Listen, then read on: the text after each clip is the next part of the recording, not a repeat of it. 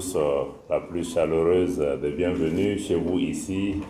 à Bamako, en terre AES, comme on le dit bien chez nous, au danser, au bismillah. Monsieur le chef de la délégation du Burkina Faso, Monsieur le chef de la délégation de la République du Niger, Excellences, Mesdames et Messieurs les ambassadeurs du Burkina Faso, du Mali et du Niger, Mesdames et Messieurs les hauts fonctionnaires de la Confédération des États du Sahel, distingués invités, Mesdames et Messieurs. Au nom de mes collègues en charge de la défense et des anciens combattants, le général de corps d'armée Sadio Kamara, responsable du pilier défense et sécurité, mais aussi au nom de mon collègue en charge de l'économie et des finances, M. Aloussène Issanou, responsable du pilier développement, mais aussi à mon propre nom, je souhaite à nos frères et sœurs du Burkina Faso et de la République du Niger qui nous font le bonheur de se joindre à nous pour la présente rencontre. Je leur souhaite donc la bienvenue chez eux au Mali, en terre AES. Votre participation à la présente réunion des hauts fonctionnaires de la Confédération des États du Sahel, réunissant les experts des trois piliers, à savoir le pilier défense et sécurité, le pilier diplomatie et le pilier développement, donc est la manifestation de la vision de leurs excellences, le capitaine Ibrahim Traoré, président du Faso, chef de l'État, le général d'armée Assimi Goïta, président de la transition, chef de l'État, président de la Confédération des États du Sahel, et le général d'armée Abdourahmane Tchani, président de la République du Niger, chef de l'État. En effet, le 6 juillet 2024,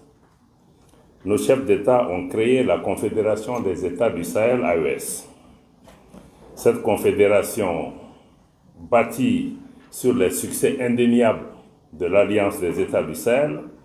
incarne les valeurs de fraternité, de solidarité,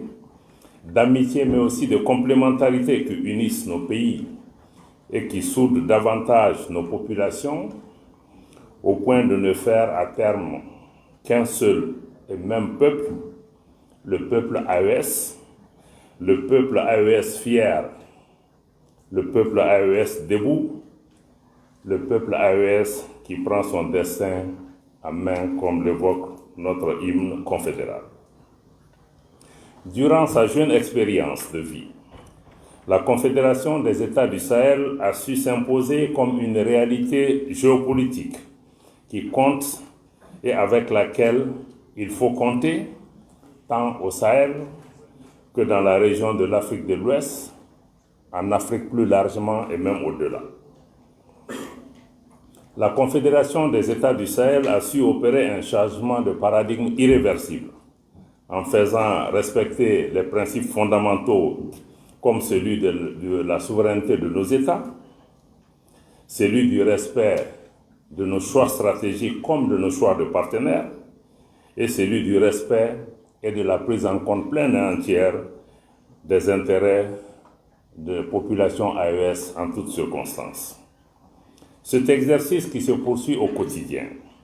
n'est pas une tâche facile, vous le savez, car il a nécessité un changement de mentalité, particulièrement de la part de certains partenaires qui avaient trouvé un confort malsain dans la perpétuation d'un esprit et de comportement de domination et de prédation également de nos ressources. Chers collègues, hauts fonctionnaires, vous avez joué une part importante dans cet effort commun qui a réussi à faire respecter progressivement notre organisation, nos pays, notre confédération du moins, nos pays et nos peuples. En effet, peu de choses auraient été possibles sans la pacification progressive et toujours en cours de l'espace AES, grâce d'abord aux actions conjointes de nos forces armées et de sécurité, y compris la mutualisation de leurs moyens, toute chose qui a permis des victoires tangibles sur le terrain contre les groupes armés terroristes soutenus par leurs sponsors étatiques étrangers. Cette volonté de défense collective atteindra bientôt un autre niveau qualitatif avec la pleine opérationnalisation de la force unifiée de la Confédération des États du Sahel. Dans le même ordre d'idées,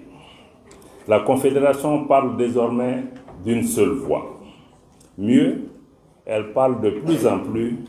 d'une seule voix, une voix forte. Lors des forats internationaux, tant nous avons réussi ensemble à faire de l'harmonisation et de la coordination de nos positions, notre action diplomatique aujourd'hui est une réalité qui se consolide de jour en jour. Dans le domaine du développement, des pas de géant ont été franchis pendant ce court laps de temps. Je voudrais en profiter pour reconnaître et saluer des mesures ayant permis la mobilisation des ressources confédérales et la mise en place des structures de gouvernance pour la gestion des dites ressources et le financement des projets structurants de développement dans notre confédération. Et nos chefs d'État auront l'occasion dans ce cadre de poser un pas extrêmement important en dotant notre confédération d'une banque d'investissement et de développement. Pendant que les trois piliers réalisent les objectifs qui leur ont été assignés par le Collège des chefs d'État, la communication transversale, mais aussi la mobilisation confédérale ont également œuvré à donner une image et une incarnation de la Confédération des États du Sahel, notamment à travers des identifiants visuels, à travers également un logo, un drapeau, une devise et un hymne de la Confédération. Mieux, aujourd'hui, les populations de la Confédération des États du Sahel sont pleinement conscients et engagés pour contrer aussi l'autre front de la communication qui est la guerre informationnelle qui est imposée à nos pays et contre laquelle, fort heureusement, nos populations ont compris les enjeux. Ils ne laissent plus manipuler. Mieux, nos États aussi se dotent de moyens pour pouvoir nous-mêmes conter notre histoire, partager notre vision, donner notre propre version de nos informations, parler à nos populations dans nos langues, partager l'ambition, la vision de nos chefs d'État et faire en sorte que nous puissions nous réapproprier encore cet espace qui est extrêmement important aujourd'hui, qui est celui de la guerre cognitive, comme nous le disons, parce que nous sommes passés à une autre phase, nous ne sommes pas dans la communication, même la désinformation, c'est la guerre cognitive. Et la guerre cognitive, comme nous le savons tous, vise aujourd'hui à prendre le contrôle du mental et de l'esprit de nos populations pour pouvoir éventuellement en faire des armes qu'on va retourner contre nos propres pays. Je crois que ça, c'est une dimension extrêmement importante que nous sommes en train de travailler aujourd'hui à pouvoir contrer. Excellences, Mesdames et Messieurs, la présente réunion se tient également au confluent d'actes importants qui ont été posés depuis le mois de juillet 2024, date fondatrice de notre confédération. Nous avons collectivement la responsabilité d'évaluer sans complaisance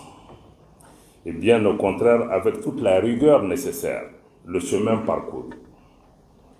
les défis à rencontrer, les éventuelles insuffisances à prendre en charge dans le cadre de la feuille de route tracée par le Collège des chefs d'État et de gouvernement. Je le rappelle encore une fois, la feuille de route sur laquelle nous travaillons n'est pas la feuille de route de la présidence malienne, mais il s'agit de la feuille de route